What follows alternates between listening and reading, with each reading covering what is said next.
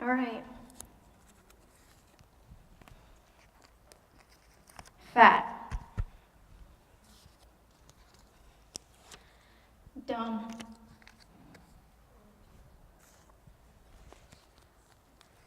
Fake.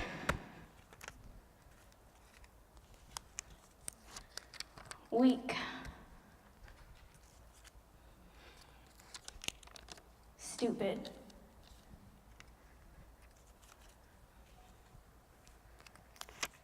Gross. Disgusting.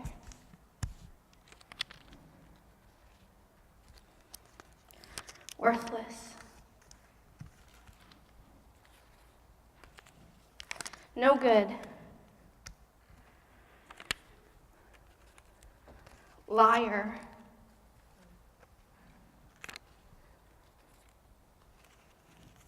Unlovable. Outcast.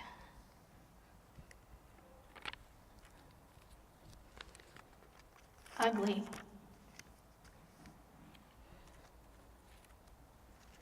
And then there was porn.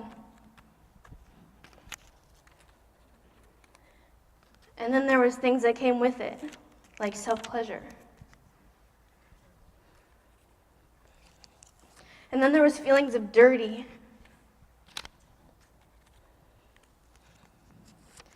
And loneliness.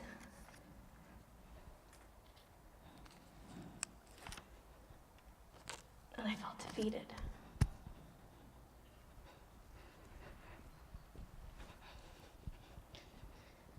Did you know that over 75% of girls believe that they're not good enough?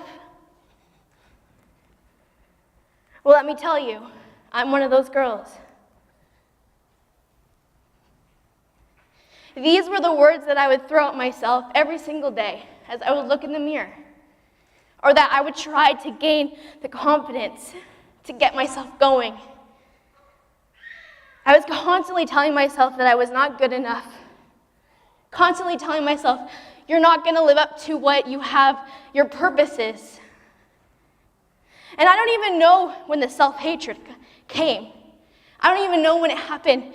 And maybe it was when I was young and I would subtly get comments about my weight, or maybe it was when I was put in that stupid or dumb math class because I needed a little bit more help.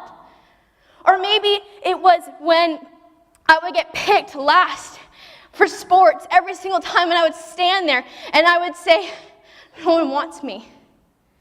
Or maybe it was from being rejected for the way that I looked or the way that I acted.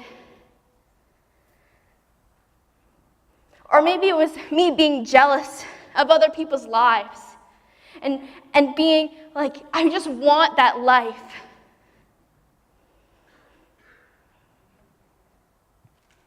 Or maybe it was when I started looking at pornography and dealing with self-pleasure and hating myself for it.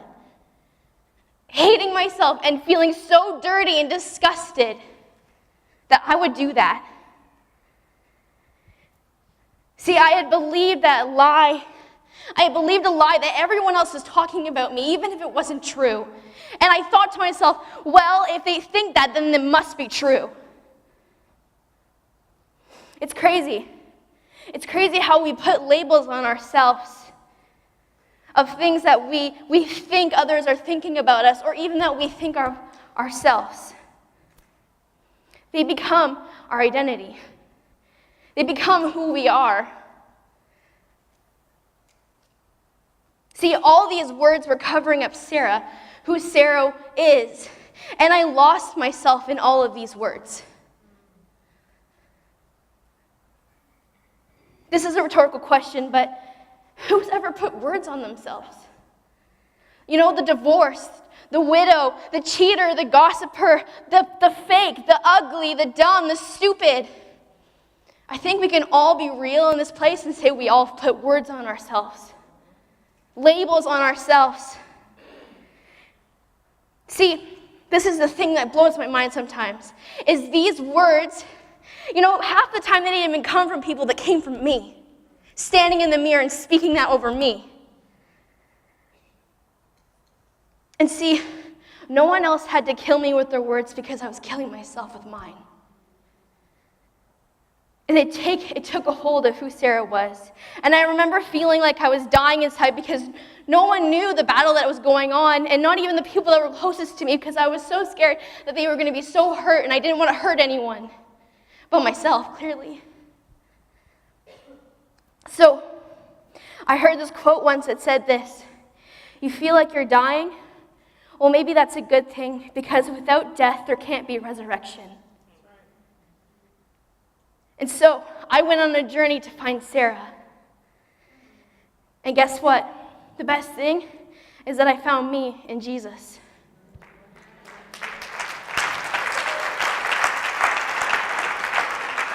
I found myself through a bunch of hurt and pain, through the gross and disgusting, through the mud and crawling. I found myself in him, the one who took it on himself. See, he came and he took these words.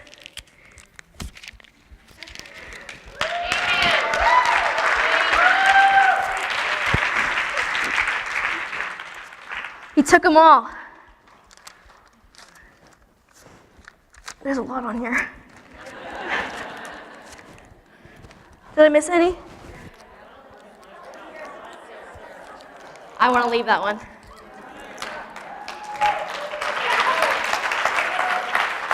See, this is the thing. He came and he took all of these words off me and brought me to just this, Sarah, just to me and him. We need to strip off the words that we've spoken over ourselves and that others have spoken and branded us with. Because let me tell you something. You are not what you struggle with. That does not define who you are. I'm not Sarah, the one who struggled with self-image, and Sarah, the one who struggled with pornography, and Sarah, the one who struggled with her weight.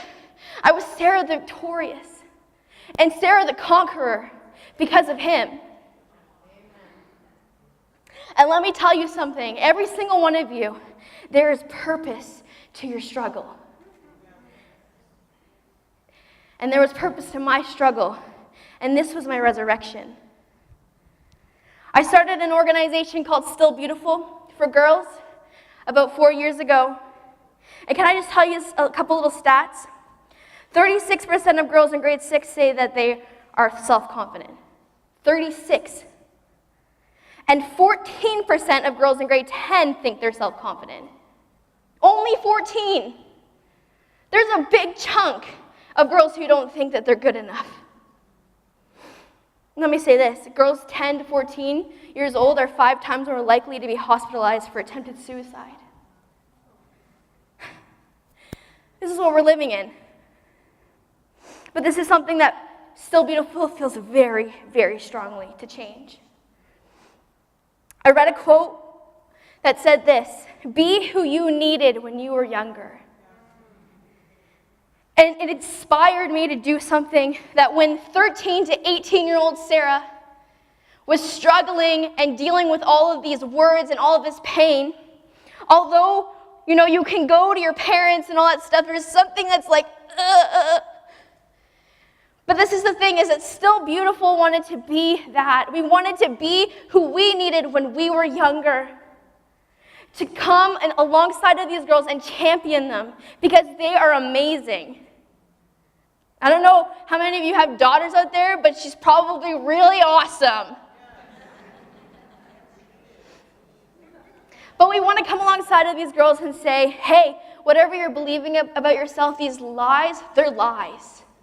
They're lies, and this is who you are.